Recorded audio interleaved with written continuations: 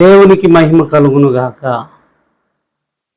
ప్రభునందు ప్రియమైన క్రైస్తవ దేవుని బిడ్డలైన మీ అందరికీ ప్రభు పక్షాన నిన్ను వందనాలు తెలియపరుస్తున్నామండి.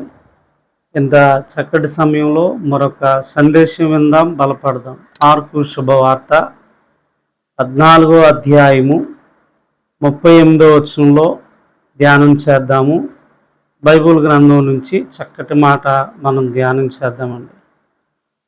మీరు శోధనలో ప్రవేశించుకున్నట్లు మెలకుగా ఉండి ప్రార్థన చేయండి. ఆత్మ సిద్ధమే గాని శరీరము బలహీనమని పేతురుతో చెప్పి. బైబిల్ గ్రంథంలో ఈ చక్కటి మాటను బట్టి మనం ధ్యానం చేద్దాం. దేవుని మహాకృపలో దేవుడే చెప్తున్నటువంటి మాట, మెలకు కలిగి ఉండాలి అని అప్పటి కాలంలో పేతురుతో అట్లాగే తనతో పాటు వచ్చిన వారితో చెప్తా ఉన్నాడు. ఇప్పటి కాలంలో దైవజనుడిగా దేవుని పిల్లలు మెలకుగా ఉండాలి. ఒక పని చేయాలంటే ఎంత మెలకుగా ఉంటామో,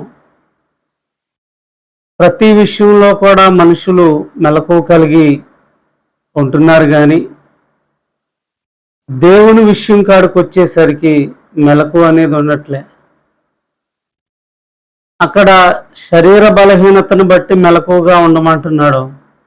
ఇక్కడ దైవవాక్యం చెప్తుంది మనము వేటిలో మెలకుగా ఉండాలి అని అంటే గనక దేవుని గ్రంథం చెప్తా ఉంది. నంబర్ 1, మొదటి పేతురు పత్రిక 5వ అధ్యాయము 8వ వచనంలో ఓ చక్కటి మాట చెబుతా ఉంది. నిబ్బరమైన బుద్ధి గలవారై మెలకుగా ఉండుడి. నిబ్బరమైన బుద్ధి అని అంటే గనక అర్థం ఏంటంటే స్థిరమైన బుద్ధి. కొంతమంది బుద్ధి చూడండి, స్థిరంగా ఉండదు. ఎక్కడో గొంతేస్తారు, అక్కడో గొంతేస్తూ ఉంటారు. అది ఉద్యోగం కావచ్చు, వ్యాపారం కావచ్చు, మరేదైనా కావచ్చు. అందుకని అంటాం వేటిలో మెలకుగా ఉండాలి అని అంటే కనుక నిబ్బరమైన బుద్ధి గలవారై మెలకుగా ఉండాలి. బుద్ధి విషయంలో నిజాయితీగా ఉండాలి. నిబ్బర అంటే కరెక్ట్గా ఉండాలండి. దైవవాక్యం చెప్తా ఉంది కదా, మందిరంలో ఒకలాగా, మందిరం దాటిన తర్వాత మరొకలాగా ఉండకూడదు దేవుని పిల్లలు. అందుకని బైబిల్ గ్రంథం చెప్తా ఉంది, లోకంలో కావచ్చు, వ్యాపారంలో కావచ్చు, నిజాయితీ ఉంటే కనుక వాళ్ళు మంచిగా చూస్తారు. దేవుని గ్రంథం చెప్తా ఉంది ఓసరి విల్లు వేషాలు వేయకూడదటండి. అందుకనే బుద్ధి విషయంలో మెలకు కలిగి ఉండాలి, కరెక్ట్గా ఉండాలి దేవుని దగ్గర. రెండో మాట చెప్తా ఉంది కదా, ఇంకా వేటిలో మెలకు కలిగి ఉండాలి అని అంటే కనుక దేవునికి కృతజ్ఞత తెలిపే విషయంలో మెలకు కలిగి ఉండాలంటండి. ఏమండి, కొలస్సీ పత్రిక 4వ అధ్యాయము 2వ వచనంలో బహు చక్కటి మాట తెలియపడతా ఉంది. కృతజ్ఞత తెలిపే విషయంలో మెలకు కలిగి ఉండాలి. అందుకని కృతజ్ఞత అంటే దేవుడు చేసిన మేలు మరువకూడదు, మేలును గుర్తించుకోవడం. ఎవరైనా ఏదైనా హెల్ప్ చేస్తేనే మర్చిపోకుండా థ్యాంక్స్ చెప్తాం కదా, చాలా మంచి పని చేశాడు కదా అని చెప్పి మనుషులు అంటూ ఉంటారు కదా. ఏమండి, ధనం అవసరం, డబ్బులు అవసరమైనప్పుడు, లేదా కష్టంలో ఉన్నప్పుడు, బాధల్లో ఉన్నప్పుడు నీకు కొద్దిగా సహాయం చేస్తే జీవితాంతం గుర్తుపెట్టుకుని అతడు నాకెంత సహాయం చేశాడండి, ఎంత మేలు చేశాడండి అని చెప్పుకుంటాం కదా. మరి దేవుడి విషయంలో కూడా ఆయన రెండో అంటున్నాడు, కృతజ్ఞత విషయంలో మెలకుగా ఉండండి అంటున్నాడండి.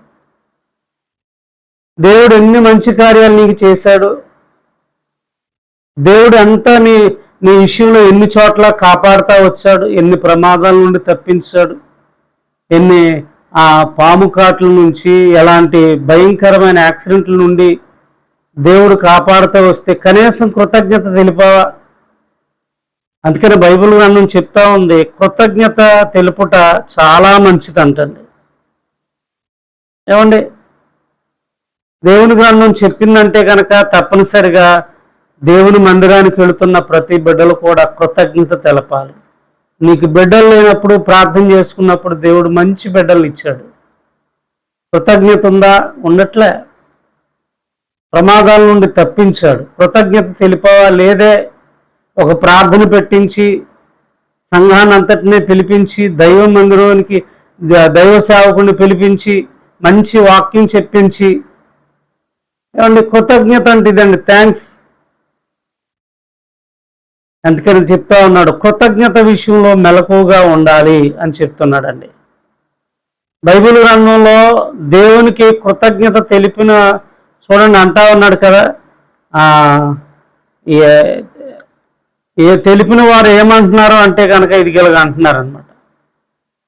2 తిమోతి పత్రిక 3వ అధ్యాయము 2వ వచనంలో, మనుషులు స్వార్థప్రియులు, ధనాపేక్షలు, బెంకములాడువారు, అహంకారులు, దోషకులై కృతజ్ఞత లేని వారు అపవిత్రులు అంటా ఉన్నాడు. అంటే కృతజ్ఞత తెలపకపోతే దేవుడు వారిని అంటున్నాడు కదా, నా దగ్గర నుంచి కావలసిన మేలులన్నీ పొందుకుంటున్నారు, ఆశీర్వాదాలు పొందుకుంటున్నారు, థ్యాంక్స్ చెప్పే అలవాటు వాళ్ళకి లేదు అని అంటున్నాడు. వీళ్ళు ఎలా ఉంటారు అంటే, కృతజ్ఞత లేని వాళ్ళు, దేవునికి కృతజ్ఞత తెలపని వారు ఎలా ఉంటారంటే, చెప్పబడతా ఉంది కదా, మనుషులంట స్వార్థప్రియులు, అంటే వాళ్ళ స్వార్థం వాళ్ళదే.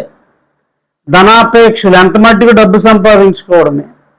బెంకములాడు వారు, అహంకారులు, దోషకులు, కృతజ్ఞత లేని వాళ్ళలో అపవిత్రులుగా ఉంటా ఉన్నారు. ఏమండి, ఇంకా చెప్తా ఉంది, కృతజ్ఞత లేని వాళ్ళు ఎలా ఉంటున్నారంటే కనుక అబద్ధికులుగా ఉంటున్నారంటండి. 1 తిమోతి పత్రిక 4వ అధ్యాయం 3వ వచనం చెప్తుంది, అబద్ధికులు వాతవేయబడిన మనస్సు గలవారు. ప్రార్థన పెట్టించమంటే అబద్ధాలు. ఏమండి, వాత వేయబడినోడికి చూడండి, వాత వేసిన చోటల్లా పిని చెట్టు గుచ్చినా ముల్లెట్టు గుచ్చినా వాళ్ళకి తెలీదు. వాళ్ళకి వాక్యం వింటున్నా, దేవుని వాక్యం వారితో మాట్లాడుతున్నా ఆలోచన కలిగి ఉండరు. మనకెందుకులే, మనల్ని కాదులే అన్నట్టు ఉంటారండి. అందుకని బైబిల్ గ్రంథం చెప్తుంది, ఏ విషయంలో మెలకుగా ఉండాలి? రెండవదిగా కృతజ్ఞత విషయంలో మెలకుగా ఉండాలి. దేవుడు నీకు చేసిన ప్రతి మేలుకు కృతజ్ఞత తెలపాలి. అది మందిరంలో కావచ్చు, ప్రార్థన పెట్టించుకుని, లేకపోతే ఇంటి దగ్గర ప్రార్థన పెట్టించుకుని. అందుకని భక్తుడు చక్కగా పాట రాయలేదండి, అద్భుతమైన పాట.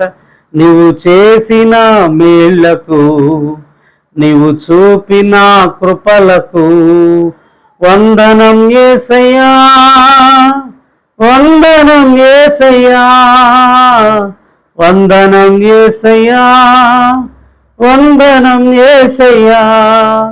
ఏ పాటి వాడనని నేను, నన్నంతగానో ప్రేమించావు, అంచెలంచెలుగా హెచ్చించి నన్నెంతగానో దీవించావు. చూసారా,